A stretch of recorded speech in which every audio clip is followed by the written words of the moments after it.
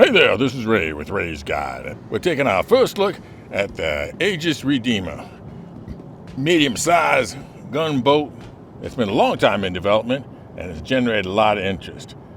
One of the more distinctive ships in the verse because of these V-shaped nutcracker engines on the side, but it's got this, you can hear a forward-mounted pylon weapon. It's got two turrets underneath the nose.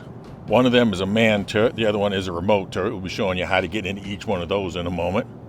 And then as I come around the outside, to the right side here, see another pylon-based mounted weapon.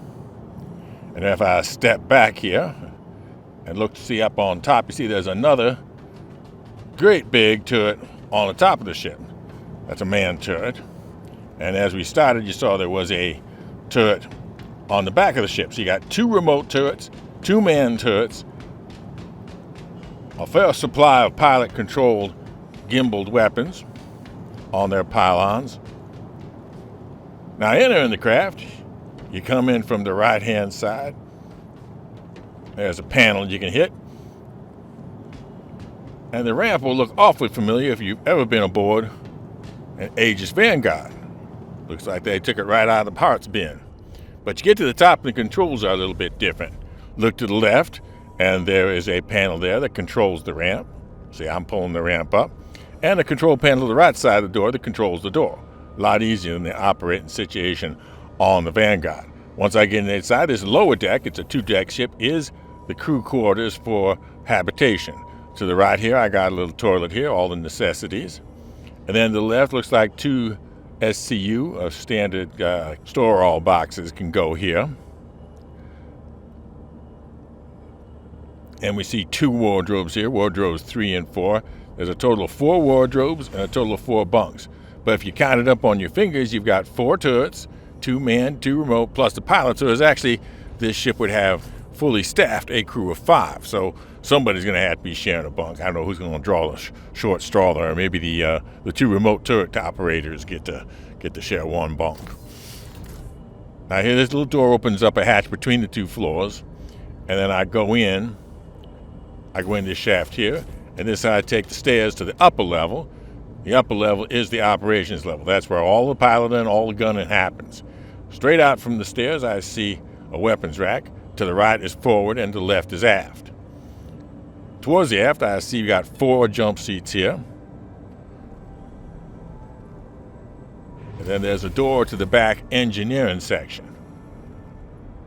Whereas it's got components here doors here for large components.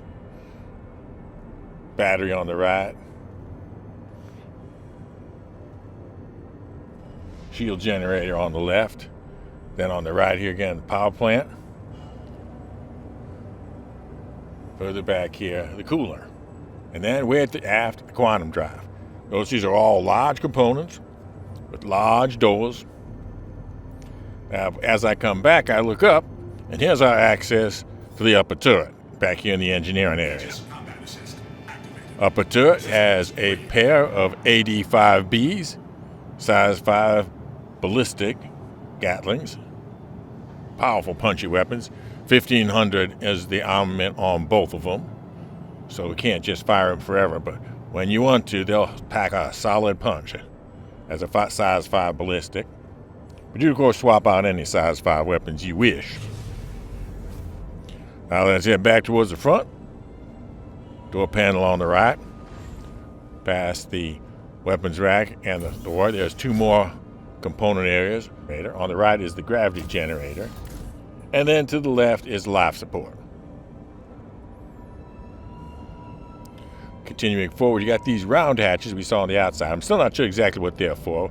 Haven't been able to get them to do much anything. But to the right here, there's this panel that says enter lower turret, which does exactly that. Let's get into the lower turret here. And here we are underneath it. Now, right ahead there, you see the unmanned turret. Right ahead of you at your 12 o'clock. Again, we have a pair of AD-5Bs, 1,500. Nice range of motion and view underneath the craft towards the front. As we come back up, turn towards the front again, and we see we have 2 seats here.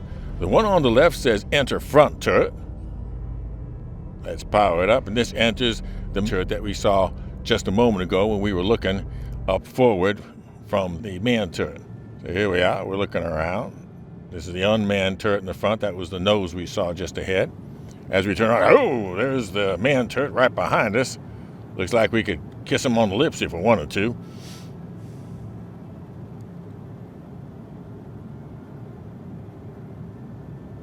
That's the left-hand side, is the front remote turret.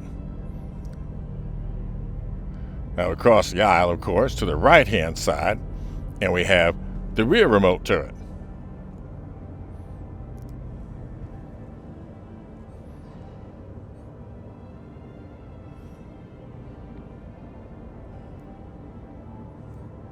Now when it's operated, the rear remote turret, as you just noticed, slides way out to the end of the tail. And so we have a great big view out here. You see a whole back end of the craft.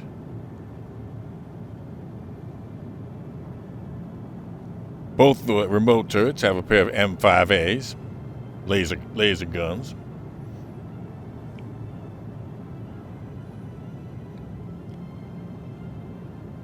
Really nice range of view here.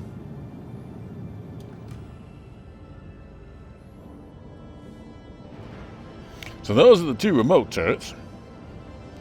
Now we're going to head up to the pilot's seat, which again will look pretty darn familiar if you've ever been on a Vanguard, just kind of really a whole lot bigger.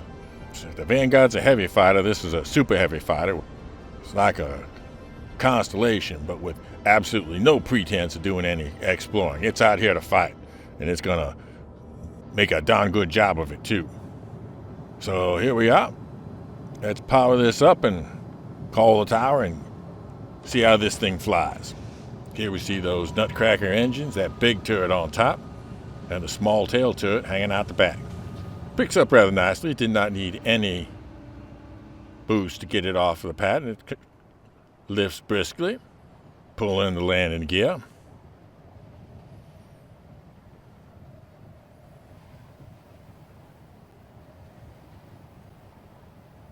Thank you. And please Push forward. And here we go.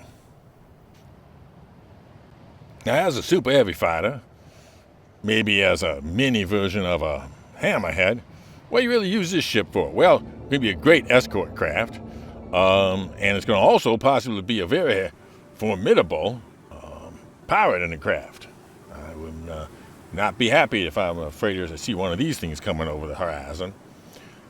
The pilot has two C-788s with 100 each, and a pair of M5As.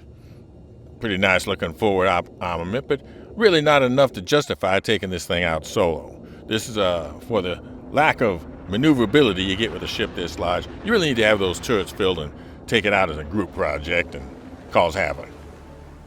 If I was afraid of seeing this thing, my first reaction would be just negotiate for terms. If I was a fighter pilot, my small fighter pilot, like a Arrow or something, my first inclination would just be to hightail it out of there. Because this ship does not have, if it's got a full crew, does not have any weak points. There's no weak point in the back, no weak point above. It's got pretty much the full 360 degrees covered, and covered by from more than one angle. Covered by more than one gun in most cases. So it definitely merits a comparison to the Hammerhead in that regard. Let's push up the throttle here and see what we get to. SCM's about 140.